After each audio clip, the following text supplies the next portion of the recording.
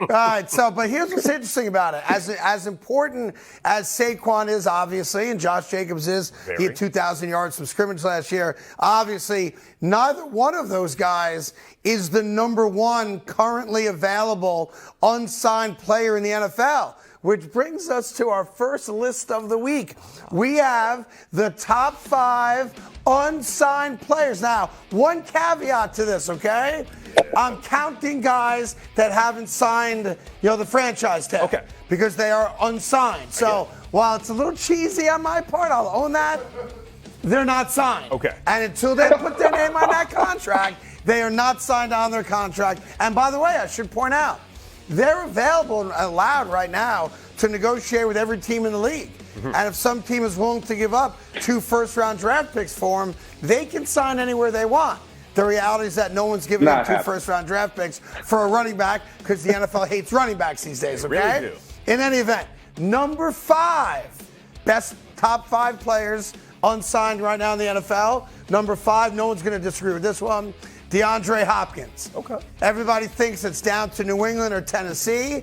Word on the street is that he's waiting for a mystery third team to enter the fray. But right now it looks like all signs are pointing to either New England or Tennessee for the talented veteran wide receiver DeAndre Hopkins. Any argument from you guys or no?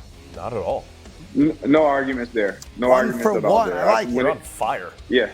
All right. The 4th best unsigned NFL player is also a running back. I know a lot of people think he's going to become a New York Jet. There are those in South Florida that think he's on his way to play for the Dolphins. Yeah. They're really the only 2 teams that have been linked to him. Former Viking running back, Mr. Dalvin Cook. Now, Greg, let me ask you this, because you live in Minnesota. Are Viking fans worried or concerned or questioning why Minnesota hates Dalvin Cook so much?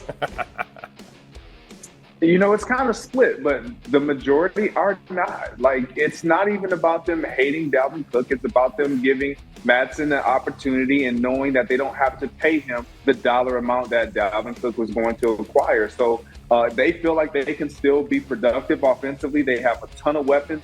Dalvin Cook obviously was one of those weapons for Kirk Cousins in that offense, but they feel like they can get it done without Dalvin Cook, and that's typically, again, the life of running backs. We feel like we got a guy on our roster that doesn't cost us as much that we can get it done with. And think about this, Dalvin Cook's now at 4 consecutive 1,000-yard seasons, was healthy for the first time in a couple years. Last year played all 17 games. And while Saquon and Josh Jacobs want $13, $14, $15 million a year, the reports are that Dalvin Cook only wants 5. Yeah. Get that dude signed. And now. All right, number 3, I think it's going to be obvious. We just talked about him. I put Saquon Barkley on the list at number 3. That's fair. Mr. Everything for the New York Giants. I think we've discussed him enough for one segment, so he's an obvious unsigned guy, granted franchise tag, which brings me quickly to number 2, your guy, Josh Jacobs. The only reason I put Jacobs ahead of Saquon is that if the Raiders have any shot at even being 500 this year, that dude's got to carry the rock 20 to 30 times, right, Greg? That is absolutely correct. I'm going to be quiet because I'm excited to hear this number 1, who I believe I know who it is. No. I don't think you know who it is, but I'm going to tell you anyway. And I think if you'll allow me, because my gut is that your initial reaction is going to be to argue with me, and there's certainly be plenty of time for that. But I think you have to allow me to just walk through it, if I may. The number 1 unsigned player right now in the NFL is actually a quarterback. It's a quarterback league. He's got a Super Bowl ring. He was a former MVP candidate, and it's the great Carson Wentz. What? Yeah. What? Carson No. Wentz. No. Now. No. What? Where did Greg go?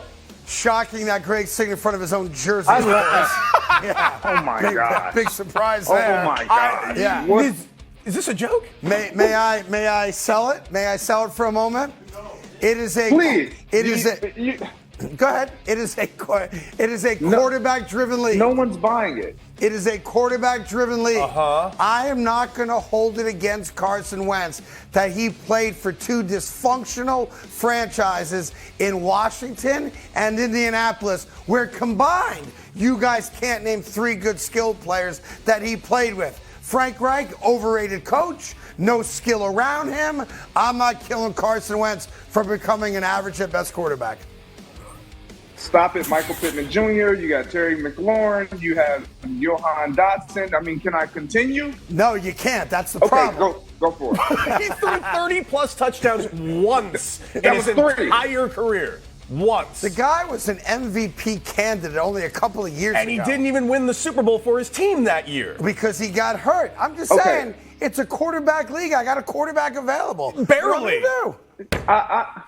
I understand that it's a quarterback league, but when your quarterback has been the reason, like, we cannot dismiss Carson Wentz's role in both of these opportunities that he got, both with the Colts, who obviously Jonathan Taylor was behind him in the backfield that I didn't even mention. And then you go over to Washington and you just lied to bed. You had an opportunity to try to make a playoff run, and you blew it. Your head coach, between Taylor Heineke and Carson Wentz, you know what? I'm going to go. Let's go Carson Wentz. Here's your opportunity. Show us who you really are. Show us that you're that MVP caliber player that was with the Eagles a few years back. He didn't do it. He didn't deliver. So for me, I'm not going to take my chances all over again and give him a big contract and say, hey, come in here and fight for a number 1 position. You can come in here. I'll sign you to a deal, and you can come in and be my backup. You can be somebody that I can hand the ball off to if something happens to my number 1 option. But I'm not running to go and acquire Carson Wentz, who mentally has proven that he is weaker than one-ply toilet paper. His problem has never been on the field. His problem, unfortunately, has been in the locker room and off the field. And I would say this: if I think everything that Andy Dalton says is money, because he's Andy Dalton and he's never lied to me.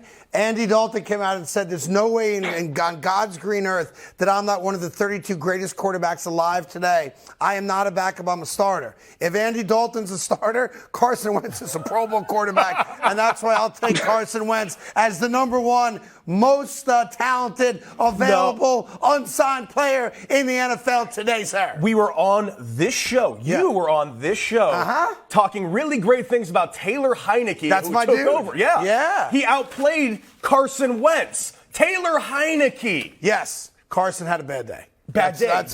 He had a bad day every Sunday. Hey there. Thank you so much for watching The Carton Show. You can subscribe right here to get all the latest bits and segments from the show. And by the way, while you're at it, we have a lot of great shows on FS1, so check them out too.